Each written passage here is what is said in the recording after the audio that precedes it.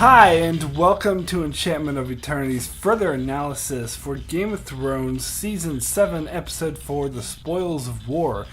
This video is a part of a series of videos where I delve a bit deeper into the latest Game of Thrones episode through giving my take on fan reaction to the episode and getting a bit more into spoiler territory. So I'll have to start with a spoiler warning for Game of Thrones up to Season 7, Episode 4. If you haven't seen up to this point, you may not want to watch this video, otherwise some things may be spoiled for you.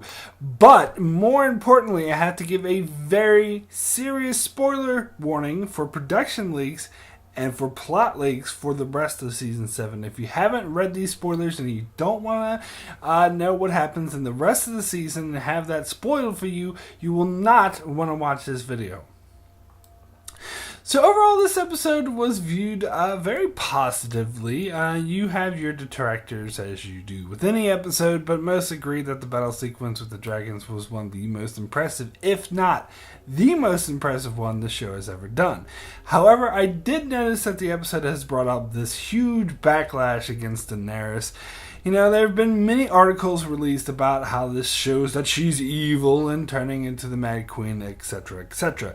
Now, I've talked about this topic extensively already, so I know those who follow my videos are probably sick of hearing me talk about it. But seeing the overwhelming surge in the sentiment after this episode, I feel the need to address it again. Now, I've already addressed how judging her past deeds, where she freed a bunch of slaves who weren't just being enslaved, but tortured, mutilated, and forced to kill babies, and worse atrocities, to which she put a stop to in an entire region that affected hundreds of thousands of people, and people see that as evil, is, well, to put it mildly, misguided.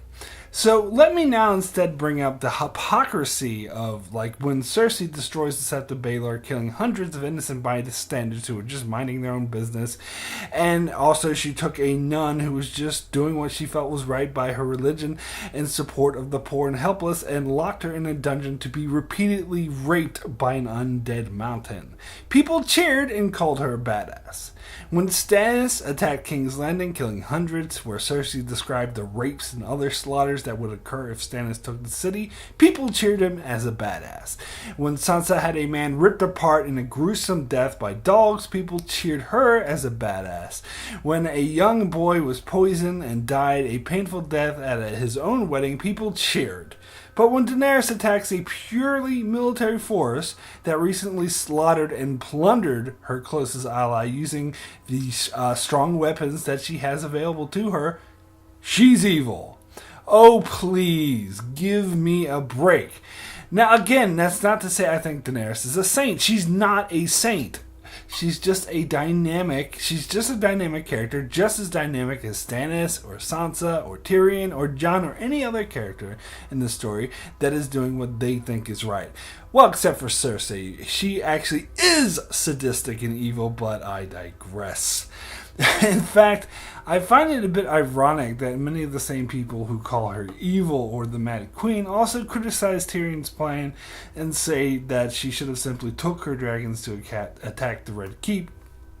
Yet their position is proof of why this plan is not a good one, why Tyrion's plan was a good one, because people will say she's evil and she has the legacy of the Mad King to live down, so it proves that she just can't go in and burn castles and destroy cities if she wants people to follow her.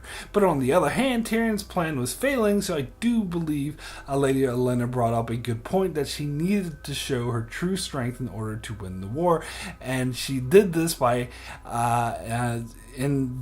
that she needed to be feared. So I think attacking a military train of stolen goods was a much wiser decision than attacking a castle surrounded by a city with a large civilian population, and shows that she isn't the Mad Queen. However, on the other hand, and judging by the promos for next week's episode, it seems her bloodlust is up and she might go a little overboard, and Tyrion and the others might have to talk her down a bit. But again, she's not a saint. She does have that fire and blood side to her that needs to be tempered and kept under control, but that doesn't make her evil. To me, it makes her an interesting, dynamic character to watch. Like the best characters in the show, they are neither good nor bad, but gray. So when I first watched this episode, I was really puzzled by why Daenerys only brought one dragon and not all three, because it seemed like if she wanted to show her full might, she'd bring all three dragons. But I suppose that would have been a bit overkill, as we see one was good enough. But still makes me wonder why she didn't bring them.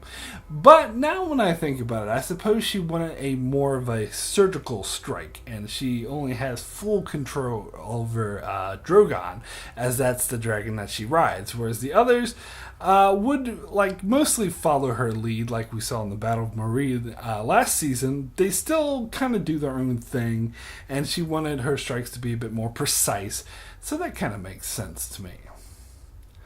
So, getting to some of the spoilers now, I had to bite my tongue over the speculation of what happened to Dickon and Randall Tarley in this episode, as many are wondering what happened to them. Some even claim that they saw Randall burning alive.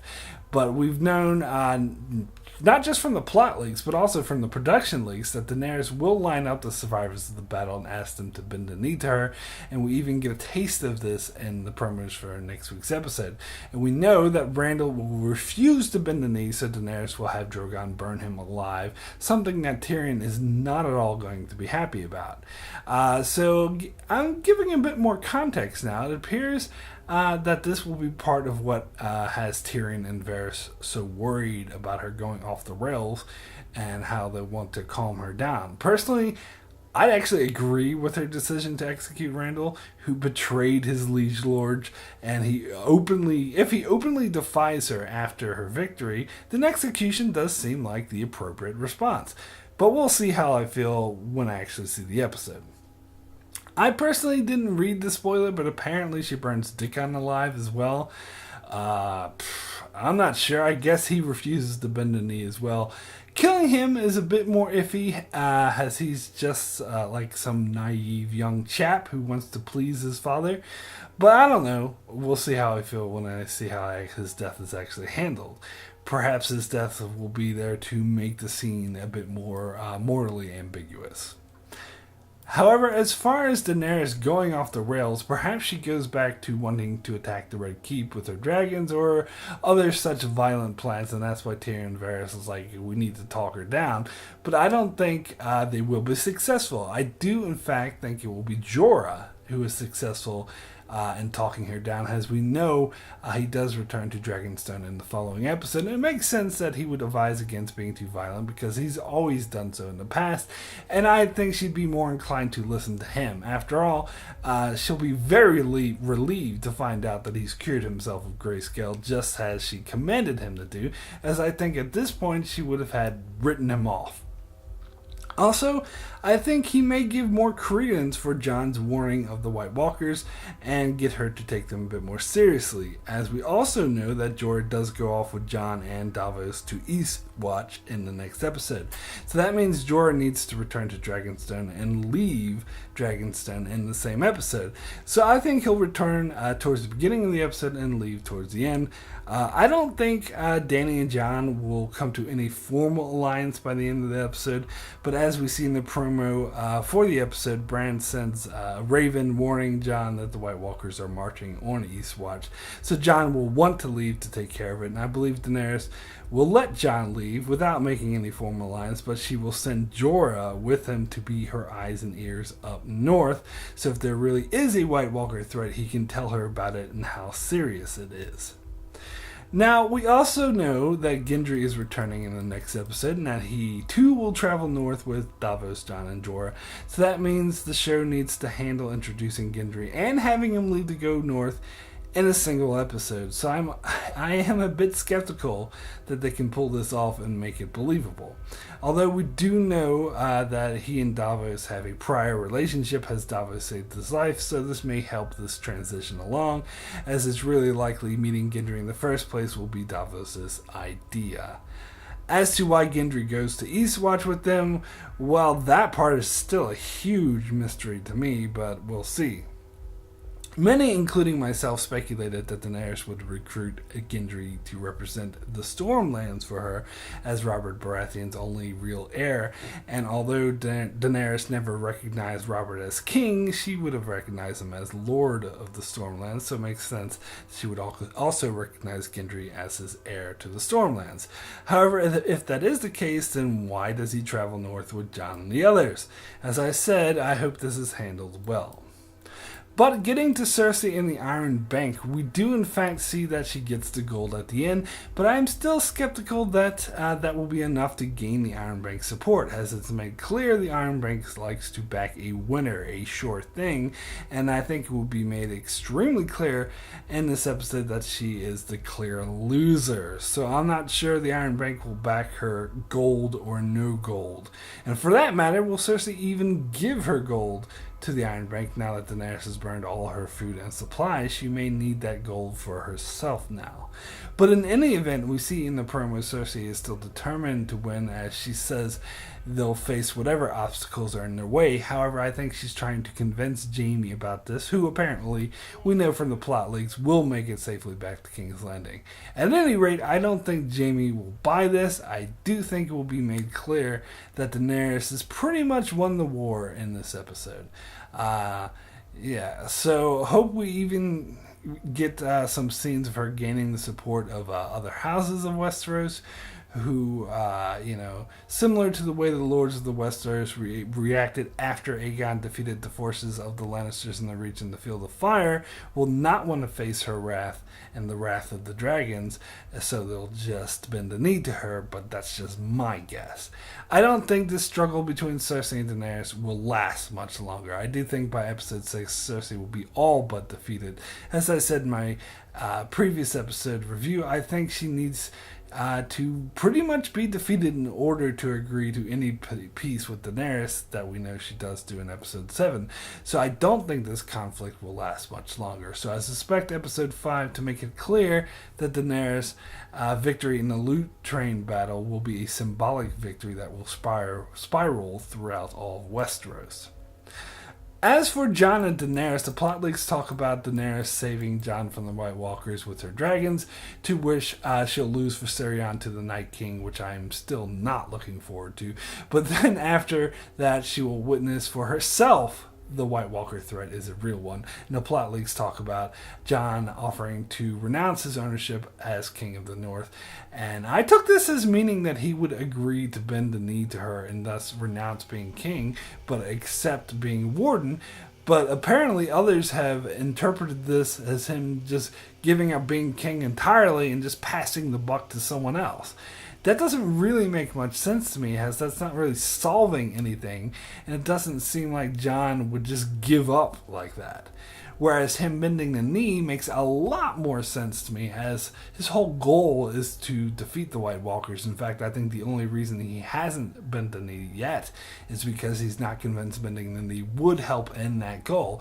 In fact, it seems quite the opposite, as Daenerys would likely command him to send his troops south, which is the last thing that he wants. However, after Daenerys saves him from the Night King and witnesses the White Walkers firsthand, I see no reason why he wouldn't agree to bend the knee, because he would be convinced by this point that she would help to defeat the White Walkers, which is all he really cares about. He never really wanted to be king. He doesn't care about being king. If he thinks bending the knee would bring about the defeat of the White Walkers, then I think he would bend the knee, but that's just me. Regardless, it's pretty obvious what the actual solution will be, and that is a marriage pact, which I do believe Daenerys will suggest, as she will also come to trust Jon Snow and see the value in him. So I think that's the obvious solution to the Dany and Jon conflict that they're building to. In fact, there's like foreshadowing this a bit too heavily, but this probably won't happen until after the White Walker battle, so probably in the season finale. But that's my guess. So I haven't touched much on the Winterfell storyline, as I don't have that much to say about it, as I think this episode was mostly set up and the real storyline there hasn't really kicked in yet. Because if the plot links are correct and Sansa orders Arya to kill Littlefinger, then something needs to happen where Littlefinger makes his big play and it backfires. Which I can see happening because I don't think he realizes yet how big of a threat Arya is, as we see her giving him the evil eye, and if Littlefinger really knew what she was capable of, he'd get the fuck out of there as soon as possible. And of course Bran can see everything, so I think he does know the extent of Littlefinger's participation in starting the War of the Five Kings and in their father's death. So if he shared this information with Arya, that's all the reasons she'd need to add his name to her list. But I'm still not entirely convinced Bran will tell Arya of any of this because he doesn't seem to care. And again, the plot leaks say it was Sansa who will order Littlefinger's death, so she has to have a reason to kill him, which at the moment she doesn't really, so he must do something really fucked up in order to change Sansa's mind. So I'm curious to see how this will play out. So that's it for my further analysis of the Spoils of War. Be sure to check back here shortly after episode 5 airs, as I will release my review for that episode shortly after. And a few days later, I'll be back with Afghan Tomko for another live discussion.